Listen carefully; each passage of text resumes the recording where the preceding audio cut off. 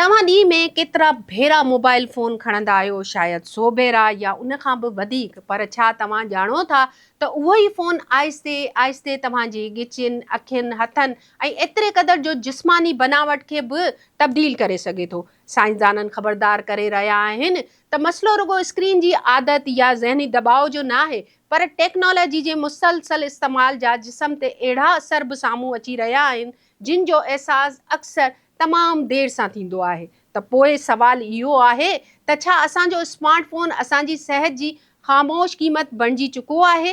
मां आहियां फ़हमीदा रियाज़ ऐं तव्हां ॾिसी रहिया आहियो WTN न्यूज़। नाज़रीन, जॾहिं बि असां फ़ोन इस्तेमालु कंदा आहियूं त आम तौर ते असांजो मथो हेठि झुकियल हूंदो आहे। माहिरनि मूजिबि उहा ई आदत ॻिचीअ ते लॻभॻि 27 किलोग्राम ताईं इज़ाफ़ी दॿाउ विझी सघे थी। वक़्त सां गॾु उहा हालत, जंहिंखे टेकनेक चयो वेंदो आहे, किरंग जी हॾी, उज़वनि ऐं संदनि खे मुतासिर करे सघे थी, बल्कि कुझु तहक़ीक़ मूजिबि फिफड़नि ते बि असरु विझी सघे थी। उन जो आसान हल छा आहे?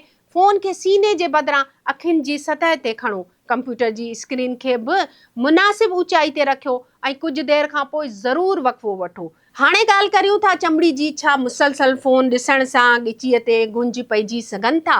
माहिर चवनि था त हिन हवाले सां अञा ताईं हतमी साइंसी सबूत मौजूदु न आहे, पर बार बार ॻिची झुकाइण सां चमड़ी ते दॿाउ ज़रूरु पवे थो। पर स्मार्ट वॉच मुसलसल पाइण सां चमड़ी में जलन, एक्ज़िमा ऐं कुझु धातनि या केमिकल खां एलर्जी जो ख़तरो वधी सघे थो। तंहिं करे घड़ी खे वक़फ़े वक़फ़े सां लाहिण ऐं चमड़ी खे साफ़ रखणु बहितर सम्झो वेंदो आहे। हिकु ॿियो वॾो सुवाल अखियुनि जो आहे। वेझी नज़र कमज़ोर थियण जा केस सॼी दुनिया में वधी रहिया आहिनि। दिलचस्प ॻाल्हि इहा आहे त तहक़ीक़ रुॻो फ़ोन खे ज़िम्मेवार क़रार नथी ॾिए, पर असल मसइलो इहो आहे त असां अॻु जे भेट में तमामु घटि वक़्तु ॿाहिरि गुज़ारींदा आहियूं। माहिरनि मूजिबि कुदरती रोशनी ॿारनि ऐं वॾनि ॿिन्ही जी अखियुनि लाइ फ़ाइदेमंद थी सघे थी।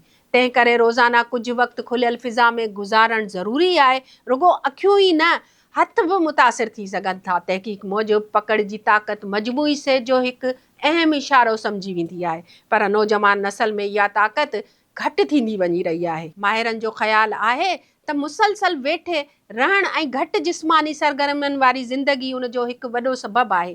तंहिं करे वर्ज़िश, हथनि जूं मश्कूं ऐं जिस्मानी सरगर्मियूं अॻु खां बि वधीक ज़रूरी थी वियूं आहिनि। माहिर हिकु ॿी दिलचस्प ॻाल्हि चवनि था। मोबाइल फ़ोन असांखे स्वाइप ऐं क्लिक करण में त माहिर बणाए थी, पर जेकॾहिं ॿारनि में हथ सां लिखणु, ड्राइंग, मौसीक़ी या दस्तकारी जहिड़ियूं सरगर्मियूं घटि थी वञनि त बारीक जिस्मानी महारतुनि ऐं सिखण जी सलाहियत ते बि असरु पइजी सघे थो। इन जो मतिलबु इहो न आहे त मोबाइल फ़ोन छॾे ॾियणु घुरिजे, बल्कि पैगाम इहो आहे त टेक्नोलॉजी इस्तेमालु करियो, पर उन जे इस्तेमाल जो तरीक़ो तब्दील करियो। फ़ोन खे अखियुनि जी सतह ते रखो, वक़फ़ा वठो, रोज़ाना कुझु वक़्तु ॿाहिरि गुज़ारियो, वर्ज़िश करियो ऐं पंहिंजे हथनि खे रुॻो स्क्रीन ते ई न, पर हक़ीक़ी दुनिया में बि मसरूफ़ रखो।